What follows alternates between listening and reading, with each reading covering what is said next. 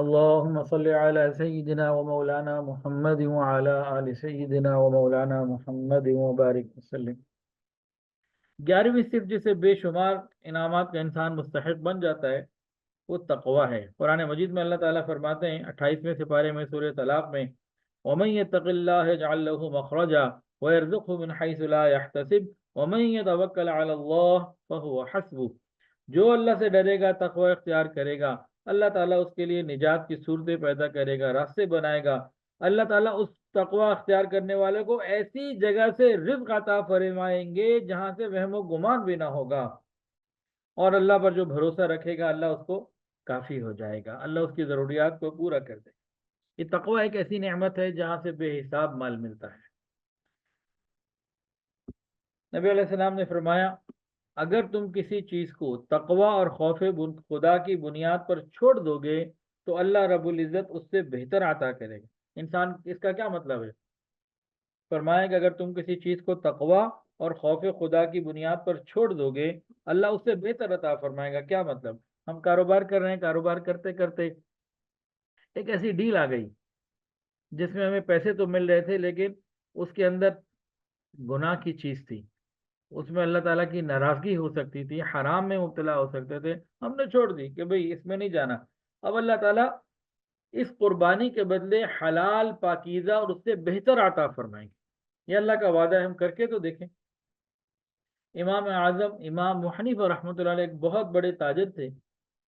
انہوں نے ایک بار مرتبہ ایک سامان آیا تو کسی کو بھیجا کہ بھئی تم اس کو سیل کرو اور جب نفع آ جائے تو نفع بھی مجھے دو، اصل بھی دو، اور اس میں سے اپنا بھی کچھ رکھ لو۔ اس طریقے کی بات چیت ہوئی، لیکن اس میں کچھ ایسے بھی تھان تھے جن میں عیب تھا، جن میں کمی تھی۔ تو فرمایا کہ بھی دیکھو جب بیچنے لگو تو بتا دینا کہ یہ عیب ہے، فلاں عیب ہے، پوری بات دکھا کے بتا کے عیب بتا کر دینا۔ اب وہ صاحب جنہوں نے بیچنا تھا، ان کے ملازم تھے یا ان کے ڈیلر تھے یا کوئی بھی مطلب تھا، انہوں نے جناب سیل تو کر دیا اور بتانا بھول گئے۔ اب امام صاحب کو پتہ چلا تو بڑے افسوس ہوا اور کوشش کی کہ پتہ لگے کہ وہ عیب والا مال کون خرید کے لے گیا، یہ بھی نہ پتہ لگا۔ تو آپ نے کیا کیا؟ اس دن کی جو سیل تھی 30,000 درہم ساری کی ساری خیرات کر دی۔ ایسا نہیں کیا کہ بھئی وہ میرے پاس 100 تھان آج بکے ہیں، 5 تھانوں میں عیب تھا، وہ 5 تھان سے مثال 2,000 درہم کے اور 95 تھان سے 28,000 درہم کے، اس دن کی پوری سیل تھی 30,000 درہم۔ اب انہیں نہیں پتا تھا کہ یہ 2,000 درہم ان 30 میں سے کون سے ہیں، انہوں نے 2 نہیں کیے، 4 نہیں کیے، 6 نہیں کیے، مکمل 30,000 درہم پورے دن کی سیل صدقہ کر دی کہ اس میں وہ چیز شامل نہ ہو جائے۔ تو جب انسان اس طریقے سے کرتا ہے اللہ پھر جب عطا فرماتے ہیں تو بے حساب عطا فرماتے ہیں۔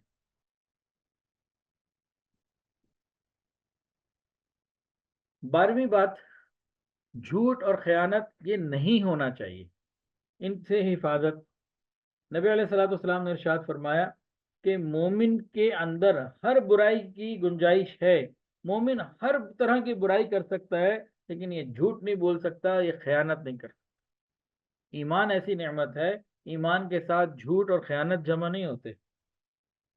اللہ تعالی ہمیں جھوٹ اور خیانت سے محفوظ فرمائے۔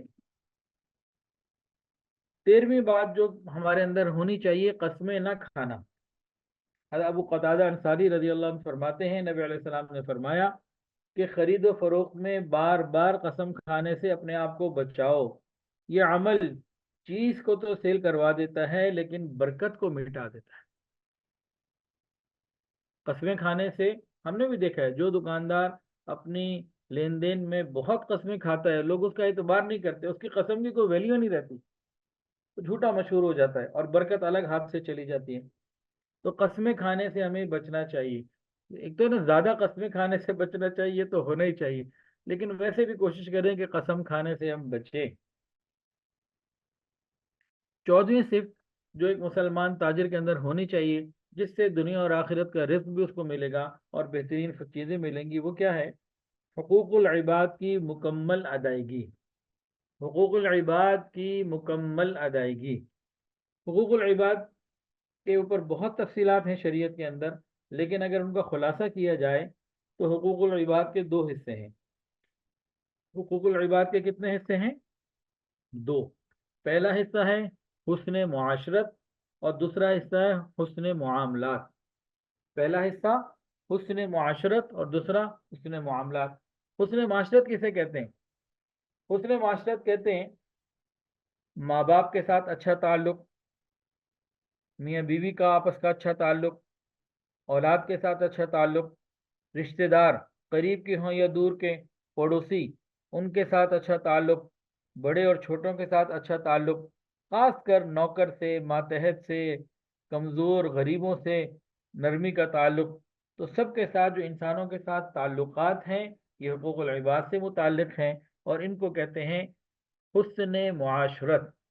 حقوق العباد کی دوسری قسم بھی ہے حسن معاملات۔ وہ کیا ہے؟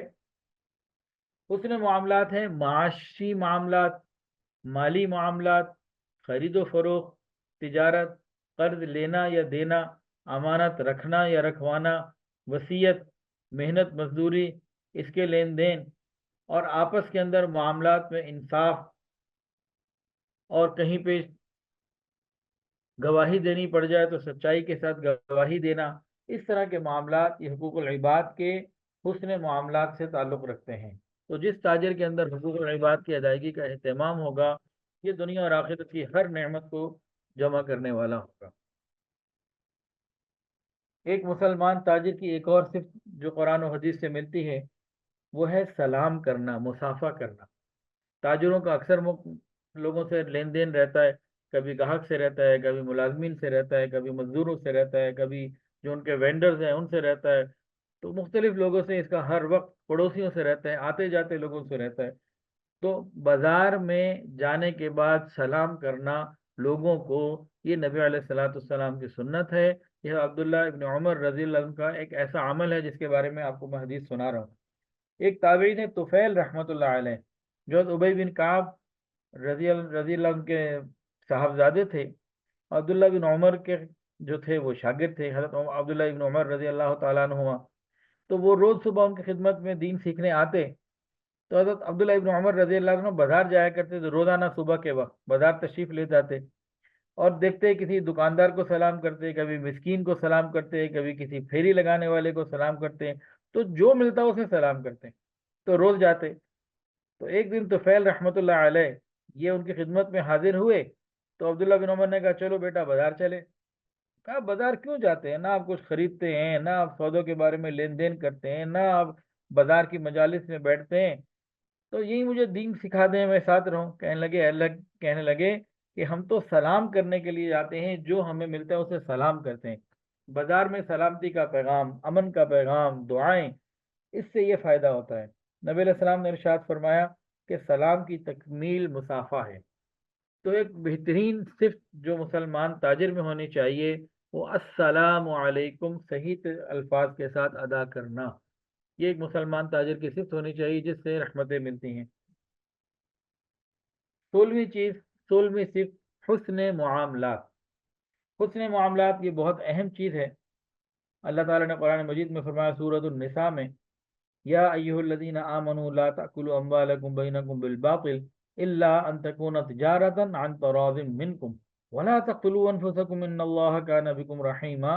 اے ایمان والو، ایک دوسرے کا مال ناحق نہ کھاؤ، ہاں اگر آپس کی رضامندی سے تجارت کا لین دین ہو، اس سے مالی فائدہ ہو جائے تو وہ ٹھیک ہے، جائز ہے، ورنہ اپنے آپ کو ولا تقتلوا انفسکم، اپنے آپ کو ہلاک نہ کرو، ہلاکت میں نہ ڈالو۔ ان اللہ کان بکم رحیما، کچھ شک نہیں کہ خدا تم پر بہت مہربان ہے۔ اللہ اکبر کبیرہ۔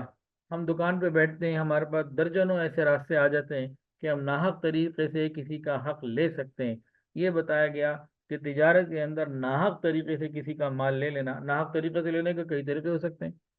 سامان دیا تو کہیں پہ ڈنڈی مار دی، کوئی کمی کر دی، پیسے دینے تھے اس میں کوئی اور خرابی پیدا کر دی، کسی کی مزدور کی اجرت 100 روپے بنتی تھی 90 روپے دے دی، کوئی بھی طریقہ ناحق مال اختیار کرنے کا جو بھی طریقہ ہو اس سے بچنا ہے۔ تو انسان اللہ تعالیٰ کی طرف سے رحمتوں میں آ جاتا ہے۔ اللہ تعالیٰ فرما رہے ہیں ان اللہ کان بکم رحیما، اے تاجرو تم ناحق مال نہ کھاؤ اور یقین کر لو کہ اللہ مہربان ہے۔ 17ویں عادت 17 خریداری کے اندر حسن معاملگی، خیر خواہی کہ دوسرے کا فائدہ بھی ہو. صرف اپنے فائدے کو نہیں سوچنا، دوسرے کے فائدے کو بھی سوچنا ہے. بھئی میں اپنے لیے مال خرید رہا ہوں اپنی تجارت کے لیے، لیکن اس میں یہ بھی سوچوں کہ اس میں دوسرے کا بھی فائدہ ہو جس سے میں لے رہا ہوں. مثال کے طور پر ایک غریب آدمی ہے، میں اس سے سامان خرید رہا ہوں، تھوڑا سا مہنگا لے لوں، زیادہ ڈسکاؤنٹ نہ کرواؤں. ہاں امیر آدمی سے لینا ہے تو پھر ڈسکاؤنٹ زیادہ کروا لینا چاہیے، کروا سکتے ہیں، لیکن دوسرے کا بھی خیال رکھتے ہوئے کام کرنا. اگر بعض دفعہ کو امیر آدمی بھی ہے، وہ سامان منگوا رہا ہے، اس کو نفع نہیں ہو رہا، وہ بتا رہا ہے، تو بھائی ہم معاملات میں اس طرح کی چال چلیں کہ زندگی بھر ایک دوسرے کے ساتھ چلتے رہا کریں. تو خریداری میں حسن معاملگی، اس سے بہت خیریں ملتی ہیں، برکتیں ہوتی ہیں. حضرت ابو ہریرہ رضی اللہ عنہ سے روایت ہے، نبی علیہ السلام نے ارشاد فرمایا کہ مجھ سے پہلے لوگوں میں سے ایک شخص نے ایک آدمی سے زمین خریدی. ایک شخص نے کسی سے زمین خریدی، پیمنٹ کر دی. زمین خریدنے کے بعد جب اس نے زمین میں کھدائی وغیرہ کی، جیسے ہو سکتا ہے کھیت ہل چلانے ہو، تو بہرحال کسی کی وجہ سے زمین پہ کھدائی کی، تو کھدائی میں ایک گھڑا نکلے گا، سونے کا گھڑا نکلا. ایک گھڑا نکلا جس میں خوب سونے کے سکے تھے، دینار تھے. یہ شخص تو بڑا حیران ہوا، فوری طور پر اس نے خزانہ لیا اور جس شخص سے زمین خریدی تھی اس کے پاس گیا، کہنے لگا بھائی لے لو، یہ تمہارا سونا ہے، یہ خزانہ تمہارا ہے، میں نے تو صرف زمین خریدی تھی، زمین کے پیسے دیے تھے، اتنا بڑا اس کے اندر خزانہ نکل آیا، اس کی قیمت تو میں ویسے بھی نہیں دے سکتا تھا، تو میرا ہے ہی نہیں، یہ تمہارا ہے. تو یہ لے کے واپس آ گیا. اب فروخت کرنے والا بھی اسی معیار کا آدمی تھا، کہنے لگا بھائی میں نے تم کو زمین دے دی تھی، اب زمین تمہاری ہوئی، اب اس کے اندر سے خزانہ نکلے یا کیا نکلے یہ تو میرا معاملہ نہیں، یہ سب تمہارا ہی ہے، گویا کہ تم سونا تمہارا ہے. اب لڑائی شروع ہو گئی. خریدار کہہ رہا ہے کہ سونا میرا نہیں ہے، میں نے زمین کے پیسے دیے، یہ سونا تم رکھو. بیچنے والا کہہ رہے جب میں نے زمین بیچی تو زمین سے کیا نکلے، میرا کیا تعلق، یہ تمہارا ہے، تم رکھو. ایسی لڑائی کبھی آپ نے پاکستان کے کسی بازار میں دیکھی ہے؟ تو دونوں آپس میں لڑنے لگے، تو اچھا بھائی کیا کریں، تو قاضی کے پاس گئے، عدالت میں چلے گئے، اور وہ کہہ رہے میرا نہیں ہے اس کا ہے، دونوں کہہ رہے ہیں میرا نہیں ہے اس کا، دوسرے کا. قاضی بھی حیران.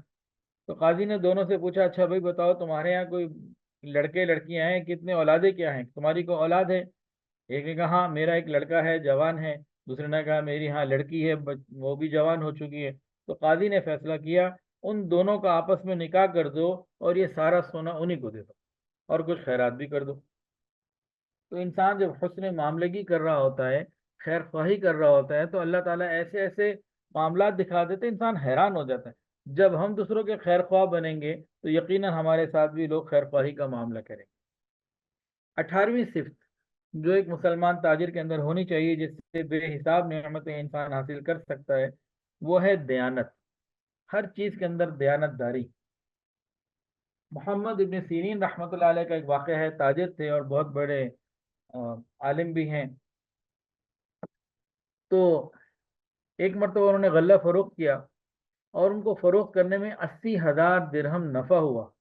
انہیں خیال ہوا کہ کہیں میرے ملازموں نے کوئی گڑبڑ نہ کر دی ہو، مہنگا فروخت نہ کر دیا ہو، کوئی لگتا ہے انہوں نے کچھ کام کیا ہے. تو فوری طور پر انہوں نے سارے کا سارا مال اور جو نفع کی رقم تھی وہ گاہکوں کو بلا کے واپس دے دی کہ بھائی لگتا ہے اس میں کوئی خرابی آئی ہے اور میرے اسٹاف نے نہ کوئی گڑبڑ کی ہے. جیسے بعض دفعہ اب یہاں لکھا ہوا تو نہیں ہے کتاب کے اندر اس تفصیل کو، بعض دفعہ انسان کے پاس غلہ ہوتا ہے وہ روک لیتا ہے اور شارٹیج کے زمانے میں سیل کرتا ہے، اور کوئی ایسی حکمت اختیار کرتا ہے کہ ریٹ بڑھ جائے، تو انہوں نے اس کو قبول نہ کیا اور واپس دے دیا. آپ نے ایک حدیث سنی ہوگی کہ تم میں سے بہترین وہ ہیں جو قرآن پڑھیں اور پڑھائیں. امت کا بہترین طبقہ کون ہے؟ نبی علیہ السلام نے فرمایا کہ بہترین طبقہ وہ ہے جو قرآن پڑھے اور قرآن سیکھے اور سکھائے، قرآن مجید سیکھے اور سکھائے. یہ حدیث تو آپ نے سنی ہوگی. ایک حدیث آج سن لیجیے، ترمذی شریف کی روایت ہے، کتاب البیوع کے اندر فرمایا تم میں سے بہتر لوگ وہ ہیں جو قرض ادا کرنے میں بہتر ہے. تم میں سے بہتر لوگ وہ ہیں جو قرضہ ادا کرنے میں بہتر ہیں. حضرات صحابہ کرام رضوان اللہ تعالی علیہ مجمعین، ایسے ایسے واقعات ہیں قرضہ ادا کرنے میں کہ انسان حیران ہو جاتا ہے،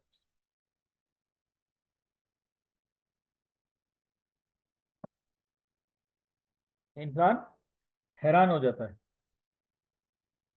ایک صحابی تھے زبیر رضی اللہ تعالی عنہ، ایک مرتبہ ایک لڑائی میں شریک ہوئے، کہنے لگے کہ مجھے اپنے بیٹے کو کہا، زبیر کو، حضرت زبیر رضی اللہ تعالیٰ عنہ ایک مرتبہ ایک لڑائی میں شریک ہوئے، تو انہوں نے اپنے بیٹے عبداللہ کو کہا، عبداللہ بن زبیر کو، فرمانے لگے کہ مجھے لگتا ہے کہ آج میری شہادت کا دن ہے، میں شہید ہو جاؤں گا، میرے اوپر اتنا اتنا قرضہ ہے، تم نے یہ قرضہ ادا کرنا ہے۔ بیٹے کو سمجھا دیا، پوری بات بتا دی، بیٹے نے وعدہ کر لیا کہ ابا جان اللہ آپ کو حفاظت سے رکھے، عافیت سے رکھے، لیکن اگر کوئی ایسا واقعہ ہوتا ہے تو میں اس کی بات کی آپ کو گواہی دے رہا ہوں اور آپ سے وعدہ کرتا ہوں مکمل قرضہ ادا کرو۔ میدان جہاد میں ہے، لڑائی کے لیے موجود ہے، خطرہ ہے جان جانے کا، تو فکر کس کی آ رہی ہے کہ میرا قرضہ ادا ہو جائے، اور وہ شہید بھی ہو گئے۔ تو عبداللہ بن زبیر رضی اللہ تعالیٰ عنہ نے واپس جا کے اپنے والد صاحب کا مکمل قرضہ ادا کیا، اس کے بعد پھر وراثت تقسیم ہوئی، بلکہ اس میں مزید بھی انہوں نے اہتمام کیا، سب کا قرضہ ادا کرنے کے بعد اور بھی حج کے موقع پہ لوگوں کو اعلان کروایا کہ بھئی اگر کسی نے میرے والد سے پیسے لینے ہیں تو آ جاؤ اور تقاضا کر لو، میں دے دوں گا۔ پھر جن کا بھی کوئی تقاضا بنتا تھا سارے قرضے ادا کر دیے، اس کے بعد جو وراثت تھی، جو جائیداد تھی، وہ باقی اپنے اندر تقسیم کر لی۔ حضرت عمر فاروق رضی اللہ تعالیٰ تاجر بھی تھے، پھر امیر المومنین بھی تھے، اور تجارت کے اندر ادھار قرض لینا دینا یہ چلتا رہتا ہے، ہر تاجر اس نے لوگوں سے لینے بھی ہوتے ہیں، دینے بھی ہوتے ہیں، طریقہ ہی ایسا ہے، خاص طور سے جس کا جتنا بڑا کاروبار اتنے ہی لین دین زیادہ ہوتے ہیں۔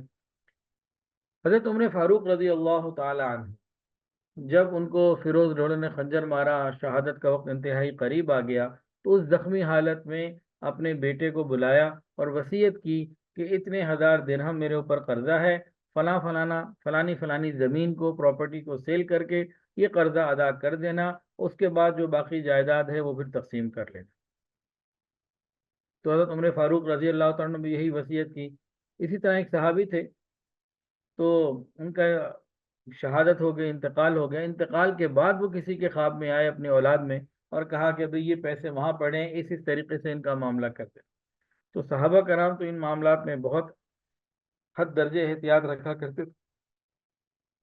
اب جن کے بھی ادھار کے لین دین ہیں، ان کے لیے ضروری یہ ہے کہ یہ اپنے حساب کتاب کو واضح رکھیں، لین دین لکھا ہوا ہو، اگر ان کے پاس اکاؤنٹنٹ ہیں تو بہت اچھا، نہیں تو کوئی نہ کوئی ایسی ترتیب کہ جس سے جتنا لینا ہے، جس کا جتنا دینا ہے، پورا لکھا رہا کرے، اور انسان کسی قریبی کو وصیت بھی کرے، کسی قریبی کو اطلاع بھی کرے کہ اچانک کوئی واقعہ ہو جائے، میرا انتقال ہو جائے، کوئی حادثہ ہو جائے، تو ان طریقوں سے اس طریقے سے میرے کام کو پورا کرنا۔ اچھا، قرض لینے میں بھی ایک احتیاط ہونی چاہیے، کاروباری قرض تو انسان لے رہا دے رہا ہوتا ہے، لیکن ایسا قرض کبھی نہ لے کہ جو پراپرٹی بیچ کے بھی ادا نہ کر سکے۔ انسان کو قرض لینا بھی پڑے تو کوشش یہ کرے کہ کم سے کم ہو، لیکن اگر زیادہ بھی قرضہ لینا ہو جائے کسی وجہ سے، تو اتنا کہ بھئی پراپرٹی بیچ کر میری ادائیگی ہو جائے، میری جنت مجھے مل جائے، قبر سے اور جہنم کے عذاب سے میں بچ جاؤں، تو اتنی فکر تو بہرحال رہنی ہی چاہیے۔ ایسا قرضہ لے لینا کہ انسان اپنا سب کچھ بیچ کے بھی قرضہ ادا نہ کر سکے، تو اس قرضے سے تو بہت، ویسے قرضے سے بچنا چاہیے لیکن ایسے قرضے سے تو بہت زیادہ بچنا چاہیے، یہ تو بہت تکلیف دہ بات ہے۔ تو بہرحال تجارت کے اندر قرض کا لین دین یہ لازمی سی چیز ہمارے زمانے میں بن گئی ہے، اکثر جگہ ہوتا ہے۔ تو نبی علیہ السلام نے ارشاد فرمایا، تم میں بہتر لوگ وہ ہیں جو قرض ادا کرنے میں بہتر ہیں۔ 20ویں صفت، قرض داروں کو اور ادھار خریدنے والوں کو مہلت دینا۔ ہم نے کسی سے لین دین کیا، اس کو مال دیا، وہ پیمنٹ میں نہیں دے سک رہا کسی بھی وجہ سے، ہم صبر کریں گے تو اس پہ بڑا اجر ہے۔ تو اس حساب سے جتنے بھی مارکیٹ میں ڈسٹریبیوٹرز ہوتے ہیں، ہول سیلرز ہوتے ہیں، بڑی بڑی کمپنی ہوتے ہیں جو سپلائیاں کر رہی ہوتی ہیں، ان کا ثواب بہت بڑھ جائے گا بڑی آسانی سے، اگر یہ تھوڑا سا اپنے آپ کو نرم کر لیں۔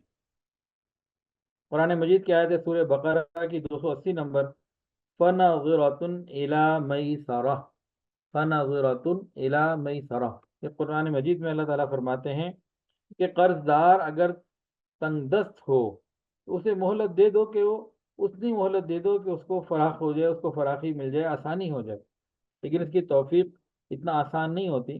فنظرۃ الی میسرہ پر عمل کرنا اتنا آسان نہیں ہوتا۔ اگر ہم نے کسی کو قرضہ دیا ہوا ہے اور ہمارا جو مقروض ہے وہ تنگ دست ہو گیا، تو قرآن مجید میں اللہ تعالیٰ نے فرمایا کہ تم اسے اتنی آسانی دے دو کہ اس کے پاس وہ تنگی کا وقت دور ہو جائے۔ اللہ اکبر کبیرہ۔ ایک صحابی تھے حضرت ابو قتادہ رضی اللہ تعالیٰ عنہ، انہوں نے کسی سے پیسے لینے تھے، تو وہ کئی دفعہ اس سے ملنے کے لیے آئے اس کے گھر میں، تو وہ ملتا نہیں تھا، وہ کہیں غائب ہو جاتا تھا، چھپ جاتا تھا۔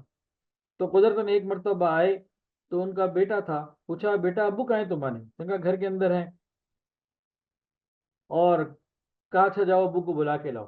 ابھی باہر کھڑے ہو گئے، بیٹا آیا کہنے لگا ابو جی باہر ابو قتادہ آئے آپ کو بلا رہے اور میں نے بتا دیا آپ اندر ہیں، تو آپ ان سے مل لیجئے۔ اب وہ کیا کہتے ہیں آئے بڑے جھپتے ہوئے شرمندہ اور سامنے آ گئے۔ ابو قتادہ کے سامنے سلام کے بعد ملاقات میں حضرت ابو قتادہ نے پوچھا کہ بھئی میں آپ کے پاس بار بار آتا ہوں آپ ملتے ہی نہیں ہو، آخر وجہ کیا ہے؟ تو کہنے لگے میں انتہائی سختی کے اندر گرفتار ہوں، بہت تنگ دست ہو چکا ہوں، میرے پاس کچھ بھی نہیں۔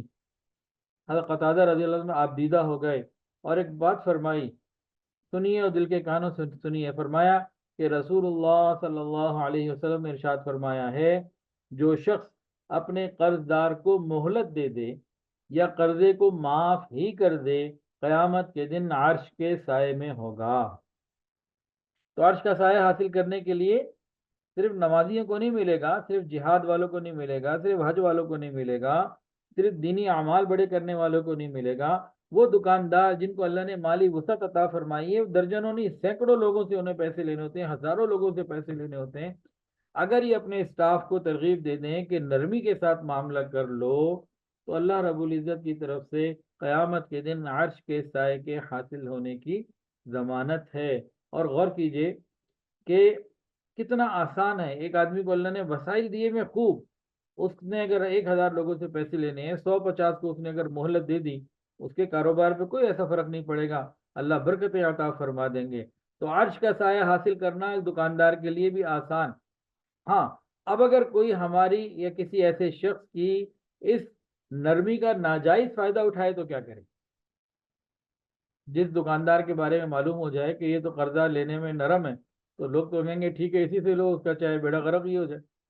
تو اس سلسلے میں ایک اصول اور ضابطہ تو ہم بنائیں ادھار دینے کے، لیکن بہرحال نرمی کو غالب رکھیں کہ اللہ تعالیٰ کی طرف سے رحمت نرمی پر ہی ملتی ہیں۔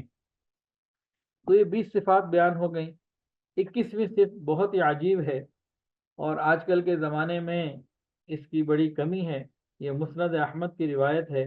نبی علیہ الصلوۃ والسلام نے ارشاد فرمایا ہے، حضرت عبداللہ ابن عباس رضی اللہ عنہ سے یہ روایت ہے، فرمایا جو کسی تنگ دست محتاج کو ادائیگی میں مہلت دے دے یا معاف کر دے، اللہ تعالیٰ اسے جہنم کی آگ سے نجات دے دیں گے۔ یہ پچھلی سے ملتی جلتی بات ہے۔ نبی علیہ السلام نے فرمایا، مسند احمد کی روایت، جو شخص کسی تنگ دست محتاج کو ادائیگی میں مہلت دے دے، یعنی آپ نے قرضہ دیا 3 مہینے کا، اس کے بعد وسائل نہیں تھے، آپ نے 2 مہینے اور دے دیے، پھر کچھ وقت اور دے دیا، تھوڑے تھوڑے کر کے لے لیے، آسانی دے دی کسی بھی طریقے سے، یا اسے معاف کر دیا پورا یا کچھ، سارا معاف کرنا بھی ضروری نہیں، کچھ معاف کر دیا، تو اس سے کیا ہوگا؟ اللہ جہنم کی آزادی دے دیں گے۔ ایک واقعہ سنیے، عمدۃ القاری میں لکھا ہوا ہے، حضرت کعب بن مالک رضی اللہ تعالیٰ عنہ نے ایک صاحب سے قرضہ لینا تھا۔ ایک مرتبہ مسجد نبی شریف میں ملاقات ہوئی، انہوں نے قرض کا تقاضا کیا کہ بھائی میرے پیسے دو۔ انہوں نے کوئی عذر کیا کہ بھائی میرے پاس ابھی نہیں ہے، یا آپس میں بات چیت ہو رہی تھی۔ نبی کریم صلی اللہ علیہ وسلم کا گھر مبارک تو بالکل ساتھ ہی تھا، مسجد نبی شریف کے ساتھ جڑا ہوا۔ آپ نے اپنے گھر مبارک کا پردہ اٹھا کر فرمایا، کعب آدھا قرضہ معاف کر دو۔ حضرت کعب نے عرض کیا، یا رسول اللہ میں نے آدھا قرضہ معاف کر دیا۔ تو کسی تنگدست کو مہلت دینا، جن کو اللہ تعالیٰ نے وسائل دیے ہوتے ہیں، ان کے پاس یہ بہت آسانی کے ساتھ یہ نعمت موجود ہوتی ہے کہ یہ غریب کو تنگدست کو مہلت دے دے۔ ہاں چیک کر لیں کہ بھئی کوئی واقعی غریب بھی ہے، جیسے مجھے ایک اچانک ابھی بات یاد آ گئی، کچھ عرصہ پہلے ادھر ہماری ایک لاہور میں مارکیٹ ہے بہت بڑی آفس سینٹر، پورا وہ ختم ہو گیا، جل کے تباہ ہو گیا۔ تو کئی لوگوں نے، ایک ہمارے جاننے والے ہیں کراچی میں آڈیونکس والے، تو عبدالرؤف صاحب، تو انہوں نے باقاعدہ اس دن اعلان کیا کہ جن جن لوگوں نے بھی ان کا وہاں پہ قرضہ دینے اور ان کی دکانیں جل گئی ہیں، انہوں نے کہا کہ ہماری ٹیم چیک کرے گی، اور واقعی جس کا نقصان ہوا ہے تو ہم نے جو اس سے پیسے لینے ہیں اس کو بالکل معاف کر دیں گے۔ تو آج بھی ایسے لوگ موجود ہیں۔ تو بہرحال مکمل قرضہ معاف کر دینا یا کچھ قرضہ معاف کر دینا یا قرضہ وصول کرنے میں نرمی کا معاملہ کرنا، اس کے اوپر جہنم کی آگ سے آزادی کا وعدہ نبی علیہ السلام نے ارشاد فرمایا۔ اب بالکل شروع میں جو 22 انعامات بتائے تھے ان کو ایک دفعہ پھر سن لیجئے کہ یہ وہ انعامات ہیں جو ہمیں نماز، روزہ، حج، زکوٰۃ کی وجہ سے نہیں، ہمیں تجارت کرنے پر اللہ عطا فرمائیں گے۔ وہ کون سے ہیں؟ نمبر 1، عذاب قبر سے حفاظت، اللہ تعالیٰ کی محبت، اتباع سنت، جنت میں داخلہ آسان، قیامت کی گرمی میں عرش کا سایہ، حساب کتاب کی سختی کے بجائے حساب کتاب میں آسانی، انبیاء کرام، صدیقین، شہداء کرام کا ساتھ قیامت کے دن، مخلوق کی دعائیں، گناہوں کی معافی، امت کے بہترین طبقے میں شمار، جہنم کی آگ سے حفاظت، ایمان کی حفاظت، خاتمہ بالخیر کی بشارت۔ دنیاوی اعتبار سے دیکھیں، رزق کے اندر مال میں اضافہ، انسان مالدار ہو جائے، مال میں برکت، صرف اضافہ ہی نہیں برکت بھی، دنیا میں عزت، بازار میں نمایاں مقام، ادھار لینے میں آسانی، رزق حلال، مفلسی سے نجات، دونوں جہان کی عافیت اور ذہنی سکون۔ آج کل کے تاجر کو ذہنی سکون نہیں ملتا، وہ دن میں بھی پریشان، رات میں بھی پریشان۔ یہ وہ صفات ہیں جو یہ انعامات ہمیں دلوائیں گی۔ آج تقریباً 21 صفات ذکر ہو گئیں، اور انشاءاللہ ہم اگلی مجلس میں 22 سے لے کے جو آگے 20-22 باقی ہیں انشاءاللہ اس کو ذکر کریں گے۔ وآخر دعوانا ان الحمد للہ رب العالمین۔ الحمد للہ رب العالمین، وصلی اللہ علی النبی الامی الکریم۔ یا اللہ ہم سب کے تمام صغیرہ کبیرہ گناہوں کو معاف فرما دیجئے، ہم سب کو شریعت سنت کے مطابق تجارت کرنے کی توفیق عطا فرما دیجئے۔ یا اللہ ہمیں اپنے مقبول بندوں میں شامل فرما لیجئے، یہ تمام صفات ہم سب کو عطا فرما دیجئے۔ وصلی اللہ تعالی علی خیر خلقہ سیدنا و مولانا محمد وعلی آلہ واصحابہ و اہل بیت اجمعین، آمین یا رب العالمین، آمین برحمتک یا